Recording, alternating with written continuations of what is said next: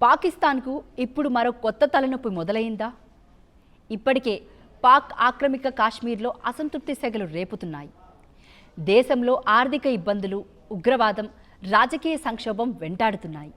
ఇలాంటి సమయంలో పాకిస్తాన్లోని అతిపెద్ద ప్రావిన్స్ అయిన బలూచిస్తాన్ నుంచి వచ్చిన ఓ ప్రకటన ఇప్పుడు సంచలనంగా మారింది.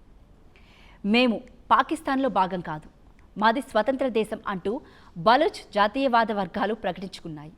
అంతేకాదు, ఆగస్టు 11నే బలూచిస్తాన్ స్వతంత్ర దినోత్సవంగా ప్రకటించాయి. ప్రపంచవ్యాప్తంగా ఉన్న బలూచ్ ప్రజలంతా ఈ రోజును ఘనంగా జరుపుకోవాలని పిలుపునిచ్చాయి. అంతర్జాతీయ సమాజం తమను ఇండిపెండెంట్ సోవిరియన్ రిపబ్లిక్ ఆఫ్ బలూచిస్తాన్గా గుర్తించాలని డిమాండ్ చేశాయి. మరి ఇది కేవలం ఒక ప్రకటన మాత్రమేనా, లేక పాకిస్తాన్కు భవిష్యత్తులో పెద్ద ప్రమాదానికి సంకేతమా? అసలు ఆగస్టు 11నే ఎందుకు ఎంచుకున్నారు? ఇప్పుడు అసలు కథ ఏంటో చూద్దాం.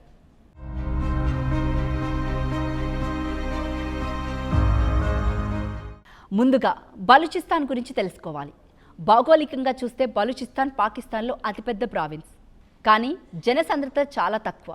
మరోవైపు సహజ వనరులతో సమృద్ధిగా ఉన్న ప్రాంతం. గ్యాస్, ఖనిజాలు, రాగి, బంగారం వంటి విలువైన వనరులతో పాటు వ్యూహాత్మకంగా కూడా ఈ ప్రాంతానికి చాలా ప్రాధాన్యత ఉంది. అరేబియన్ సీకి సమీపంలో ఉండడం, ముఖ్యమైన పోర్ట్లు, వ్యూహాత్మక మార్గాలు ఉండడం వల్ల బలూచిస్తాన్ పాకిస్తాన్కు చాలా కీలకం.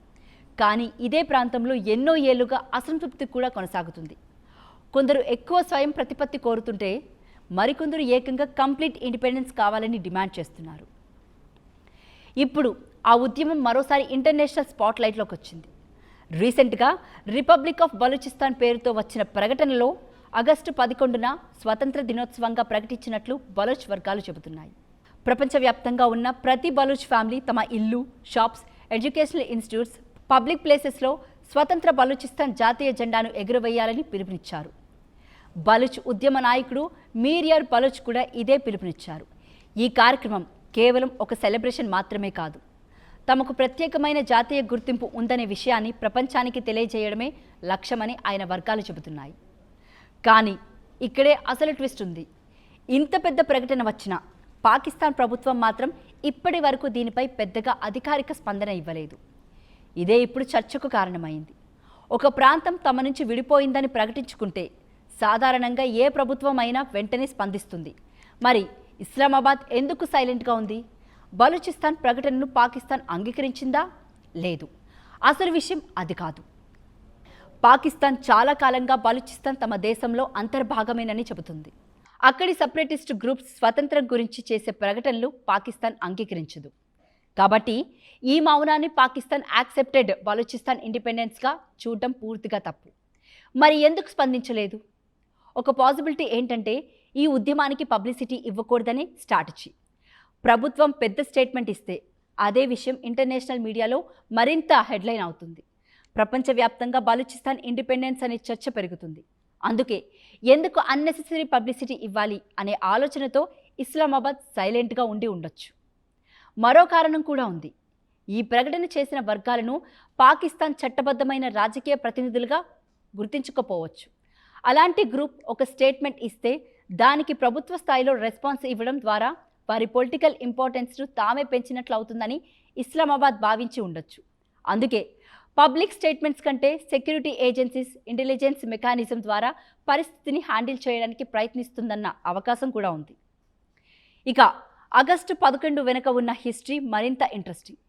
బలూచ్ నాయకుల వాదన ప్రకారం 1947 ఆగస్టు 11న బ్రిటిష్ పాలన ముగిసే సమయంలో అప్పటి కలత్ స్టేట్ తనను తానుగా స్వతంత్రంగా ప్రకటించుకుంది. ఆ ప్రకటనకు సంబంధించిన వార్తలు ఇంటర్నేషనల్ మీడియాలో, ఆల్ ఇండియా రేడియోలో కూడా వచ్చినట్లు బలూచ్ వర్గాలు చెబుతున్నాయి. అదే హిస్టారికల్ బ్యాక్గ్రౌండ్ ఆధారంగా ప్రతి సంవత్సరం ఆగస్టు 11ను ఇండిపెండెన్స్ డేగా జరుపుకుంటామని వారు చెబుతున్నారు. 1947-48 కాలం నాటి బలూచిస్తాన్ రాజకీయ పరిణామాలపై పాకిస్తాన్, బలూచ్ నేషనలిస్టు గ్రూప్స్ చెప్పే కథనాలు పూర్తిగా భిన్నంగా ఉన్నాయి. బలూచ్ వర్గాలు తమ ప్రాంతాన్ని తర్వాత పాకిస్తాన్ బలవంతంగా విలీనం చేసుకుందని ఆరోపిస్తుంటే, పాకిస్తాన్ మాత్రం బలూచిస్తాన్ తమ దేశంలో భాగమేనని చెబుతుంది. 1948లో జరిగిన సైనిక చర్యను కూడా బలూచ్ జాతీయవాద వర్గాలు తమ వాదనలో కీలకంగా ప్రస్తావిస్తాయి. అప్పటి నుంచి పరిస్థితి పూర్తిగా మారలేదు. దశాబ్దాలు గడిచిన Baloch separatist movements Pakistan security forces మధ్య ఘర్షణలు కొనసాగుతూనే ఉన్నాయి. ఒకవైపు మిలిటెంట్స్ దాడులు చేస్తుంటే మరోవైపు సెక్యూరిటీ ఫోర్సెస్ ఆపరేషన్స్ నిర్వహిస్తున్నాయి. తాజాగా కూడా బలూచిస్తాన్లో ఒక సపరేస్ట్ గ్రూప్పై నిర్వహించిన ఆపరేషన్లో 75 మంది మిలిటెంట్స్ను హతమార్చినట్లు పాకిస్తాన్ సెక్యూరిటీ ఫోర్సెస్ ప్రకటించాయి. అంటే ఒకవైపు ఇండిపెండెన్స్ డిక్లరేషన్, మరోవైపు గ్రౌండ్లో మిలిటరీ ఆపరేషన్స్. బలూచిస్తాన్ సమస్య ఎంత సీరియస్గా ఉందో ఇది చూపిస్తుంది. బలూచ్ ఉద్యమం చేస్తున్న ఆరోపణలు కూడా చాలా తీవ్రమైనవే. తమ ప్రాంతంలోని న్యాచురల్ రిసోర్సెస్పై తమ ప్రజలకు తగిన హక్కు లేదని, అభివృద్ధి విషయంలో బలూచిస్తాన్ వెనుకబడిపోయిందని, political representation, security operations, human rights విషయంలో పాకిస్తాన్పై ఆరోపణలు చేస్తున్నాయి. వనరులు మా నేలలో ఉన్నాయి, కానీ వాటి ప్రయోజనం మా ప్రజలకు ఎందుకు దక్కడం లేదు అనేది బలూచ్ ఉద్యమం తరచుగా లేవనెత్తే ప్రశ్న. ఇక బలూచ్ నాయకులు తమకు కావాల్సింది కేవలం ఒక టెరిటరీ కాదని చెబుతున్నారు. తాము నిర్మించాలనుకుంటున్న దేశం సెక్యులర్, డెమోక్రాటిక్ రిపబ్లిక్ అని ప్రకటిస్తున్నారు. 2026 ఫిబ్రవరిలో తాము ఇంటమ్ కాన్స్టిట్యూషన్ను విడుదల చేసినట్లు కూడా వారు ప్రకటించారు. ఇందులో మతం, రాజకీయాలను వేరు చేయడం, మైనారిటీస్కు ఈక్వాలిటీ, రక్షణ కల్పించడం వంటి అంశాలను ప్రస్తావించినట్లు చెబుతున్నారు. హిందూ, సిక్, క్రిస్టియన్ కమ్యూనిటీస్కు సమాన హక్కులు ఉంటాయని తమ ప్రపోజ్డ్ కాన్స్టిట్యూషనల్ ఫ్రేమ్వర్క్ను హామీ ఇచ్చినట్లు బలూచ్ వర్గాలు చెబుతున్నాయి. అంటే ఇప్పుడు బలూచ్ ఉద్యమం ఒక కొత్త స్ట్రాటజీతో ముందుకు వెళ్తున్నట్లు కనిపిస్తుంది. మాకు ఇండిపెండెన్స్ కావాలి అని చెప్పడం మాత్రమే కాకుండా మేము ఎలాంటి దేశాన్ని నిర్మించాలనుకుంటున్నాం అనే పొలిటికల్ విజన్ను కూడా ప్రపంచానికి చూపించే ప్రయత్నం చేస్తుంది. ఇంటర్నేషనల్ రికగ్నైజేషన్ కోసం ఇదొక కీలకమైన ప్రయత్నంగా చూడవచ్చు. అయితే పాకిస్తాన్పై బలూచిస్తాన్ నాయకులు చేస్తున్న ఆరోపణలు ఇక్కడితో ఆగడం లేదు. కాశ్మీర్ ఇష్యూ, 1948 బలూచిస్తాన్ కాన్ఫ్లిక్ట్, 1971లో ఈస్ట్ పాకిస్తాన్ విడిపోయి బంగ్లాదేశ్గా మారడం, Soviet Afghan war, Chagai nuclear test, post 9/11 developments వంటి అనేక అంశాలకు పాకిస్తాన్ పాలసీస్ కారణమని వారు ఆరోపిస్తున్నారు. ఇవన్నీ బలూచ్ నేషనలిస్ట్ గ్రూప్స్ చేస్తున్న రాజకీయ వాదనలు మాత్రమే. వీటిని అంతర్జాతీయంగా అందరూ అంగీకరించిన ఫ్యాక్ట్స్గా చూడకూడదు. ఇప్పుడు అసలు ప్రశ్న, బలూచిస్తాన్ను ఎవరైనా దేశంగా గుర్తిస్తారా? ప్రస్తుత పరిస్థితుల్లో సమాధానం స్పష్టంగా ఉంది. ఇప్పటి వరకు యునైటెడ్ నేషన్స్ కానీ, ప్రపంచంలోని మేజర్ కంట్రీస్ కానీ రిపబ్లిక్ బలూచిస్తాన్ను పూర్తి సార్వభౌమాధికారం ఉన్న దేశంగా గుర్తించలేదు. ఇంటర్నేషనల్లీ బలూచిస్తాన్ ఇప్పటికీ పాకిస్తాన్లోని ఒక ప్రొవిన్స్గా గుర్తింపు పొందుతుంది. అయితే గుర్తింపు లేకపోయినా ఈ ప్రకటనకు సింబాలిక్ ఇంపార్టెన్స్ ఉంది. ఎందుకంటే ఒక ప్రాంతం తనకంటూ ఇండిపెండెన్స్ డే ప్రకటించుకోవడం, ప్రపంచవ్యాప్తంగా ఉన్న ప్రజలను జెండా ఎగురవేయాలని చెప్పడం, ఇంటర్నేషనల్ కమ్యూనిటీస్ రికగ్నైజేషన్ కోసం కోరడం, ఇవన్నీ ఒక కోఆర్డినేటెడ్ పొలిటికల్ క్యాంపెయిన్లో భాగం కావచ్చు. మరి పాకిస్తాన్కు అసలు భయం ఏంటి? ఈరోజు ఒక డిక్లరేషన్తో దేశం విడిపోయి, కానీ ఒక సపరేస్ట్ మూమెంట్కు ఇంటర్నేషనల్ విజిబిలిటీ పెరగడం మాత్రం ప్రభుత్వానికి సీరియస్ ఇష్యూ. ముఖ్యంగా సోషల్ మీడియాలో ఒక చిన్న పొలిటికల్ స్టేట్మెంట్ కూడా గంటల్లో ప్రపంచవ్యాప్తంగా వైరల్ అవుతుంది. ఫారెన్ పొలిటీషియన్స్ స్పందిస్తే, ఇంటర్నేషనల్ మీడియా కవర్ చేస్తే, హ్యూమన్ రైట్స్ ఆర్గనైజేషన్స్ దీనిపై మాట్లాడితే బలూచిస్తాన్ ఇష్యూ మళ్ళీ గ్లోబల్ డిప్లొమాటిక్ డిస్కషన్స్లోకి రావచ్చు. అందుకే ఇప్పుడు ఇస్లామాబాద్ క్రిటికల్ సిచ్యువేషన్లో ఉంది.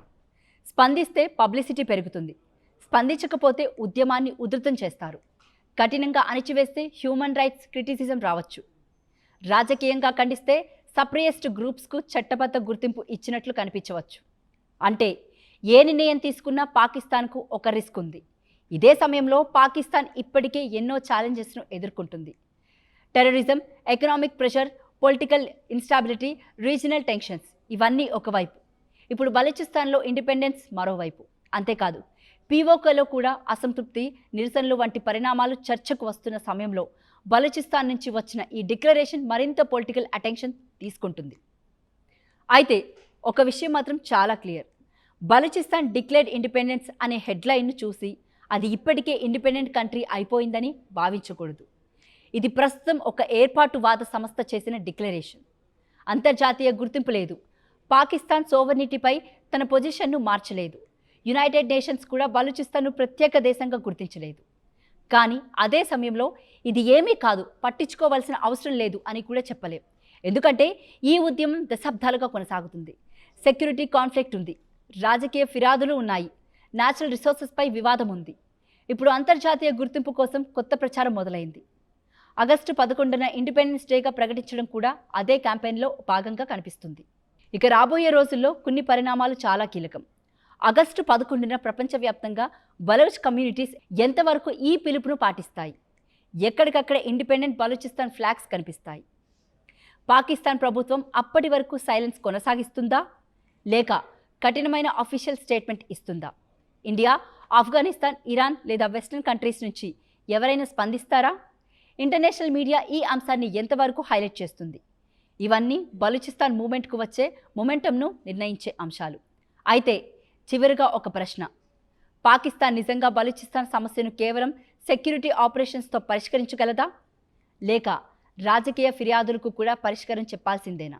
ఎందుకంటే ఒక ఉద్యమాన్ని కొంతకాలం అణచివేయచ్చు, కానీ ఒక ప్రాంతంలోని అసంతృప్తికి పొలిటికల్ సొల్యూషన్ లేకపోతే అది మళ్ళీ బయటకు వచ్చే అవకాశం ఉంటుంది.